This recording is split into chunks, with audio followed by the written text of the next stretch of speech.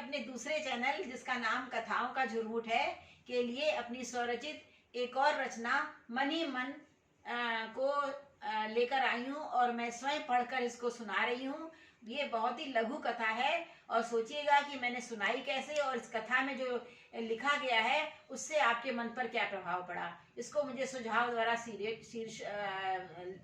द्वारा लिखकर भेजिएगा और अगर आपको अच्छी लगे तो लाइक जरूर करिएगा। अगर इस कथा में कोई कमी लगी हो वो भी मुझे बताएं, जिससे कि मैं अपने प्रयासों को और अधिक उत्तरोत्तर ऊंचाई की ओर ले जा सकूं। मैं आपके लिए इसकी आभारी रहूंगी। कमियां बताना भी आपका धर्म है और जो अच्छाई है तो तारीफ, अगर प्रशंसा करेंगे तो प्रोत्साहित भी होंगी। तो मैं अब पढ़ना शुरू करती हूँ। कहानी मन ही मन। एक छड़ी से धकियाते हुए मास्टर ने हम सभी को बस से उतारा। हम अपने कपड़े ठीक करते हुए उस इमारत की ओर बढ़ने लगे जो हमारा विद्यालय था। हम संख्या में 10 लड़के थे और एक सेठ द्वारा संरक्षित अनाथालय में पल रहे थे। हम सब लगभग 8 से 15 वर्ष के सामान्य बच्चे थे और हम सबका नाम हमारे पालक अनाथालय संरक्षकों ने रखा था। जो मन ही मन सोचता और समझता हूँ उससे मेरे माथे के बल कभी ऊंचे कभी नीचे होते रहते हैं। मतलब मन ही मन में वो सोचता है। मैं सदा यही सपना देखता हूँ कि मेरा अपना एक घर है, माता पिता और भाई बहन भी हैं। परसों मैंने एक बूढ़ी माँ को अपने विद्यालय के गेट पर अपने सहपाठी को छोड़ते हुए देखा। दिनेश मेरे साथ पढ़ता है पर अनाथ नहीं है। वो अपने घर से इस विद्यालय पढ़ने आया है, पर चूंकि गरीब है इसलिए वह इस सरकारी विद्यालय में पढ़ने आता है। परसों उसकी दादी उसे छोड़ने आई थी और दिन उसकी माँ तो कभी उसके पिता उसको छोड़ने आते थे। परसों उसकी दादी उसे छोड़ने आई। उन्होंने दिनेश के सर पर हाथ फेरा और जैसे बाय बाय कहा। तब से मेरे सपने के घर में मेरी एक दादी भी आने लगी। अभी तक मैं केवल माता पिता भाई बहन को देखता था, अब दादी भी मेरे सपने में आने लगी।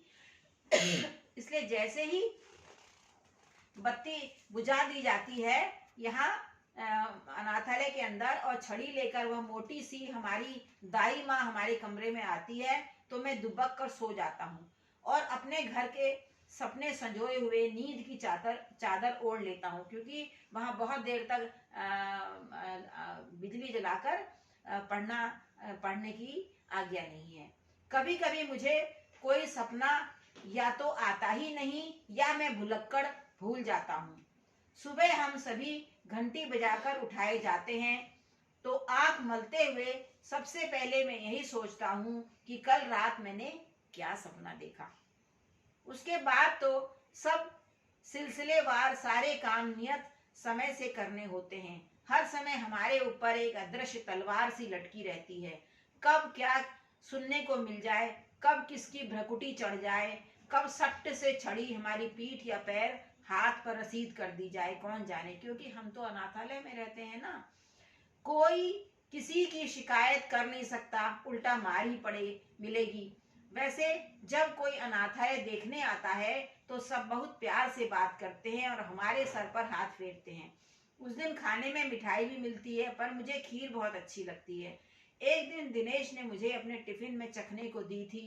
वह तो उसकी आई ने बनाई थी। आई वो अपनी माँ को कहता है। यहाँ भी खीर मिलती है, पर दिनेश के यहाँ की खीर मुझे बहुत भाई। गणेश चतुर्थी के अगले दिन वह मेरे लिए एक मोदक लाया था। क्या स्वाद अद्भुत था। रात में मैंने सपने में अपनी माँ से मोदक बनाने को कहा। ये सपना देख रहा हूँ मैं।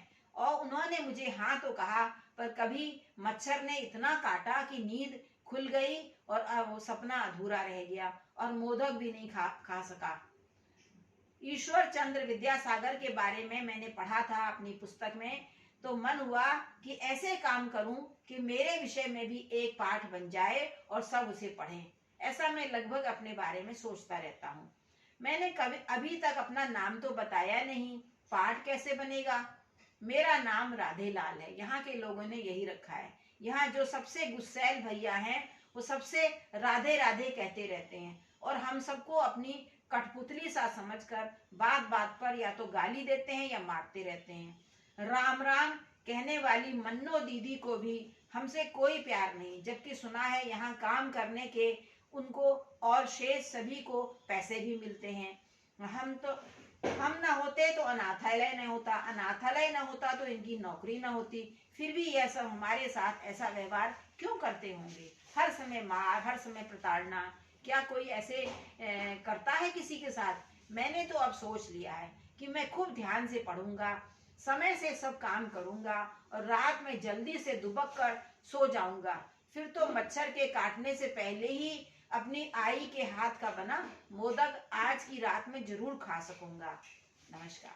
आपको ये कहानी कैसी लगी? ये एक अनाथालय में पढ़ने वाले बच्चे के मन के भाव हैं, और जो अपने परिवार, अपनी माँ, अपनी बाप, अपने पिता, अपने भाई बहन और अपनी दादी की कल्पना अपने मन ही मन में करता है और सोचता है कि मैं आज जैसे और बच्चे अपनी माँ से कोई फरियाद करते हैं, वो भी मन ही मन में सपने में करता है। और उसके रास्ते में कितनी अड़चने आती हैं, फिर भी उसका जो मनोबल है टूटा नहीं है, और वो फिर भी विद्याचंद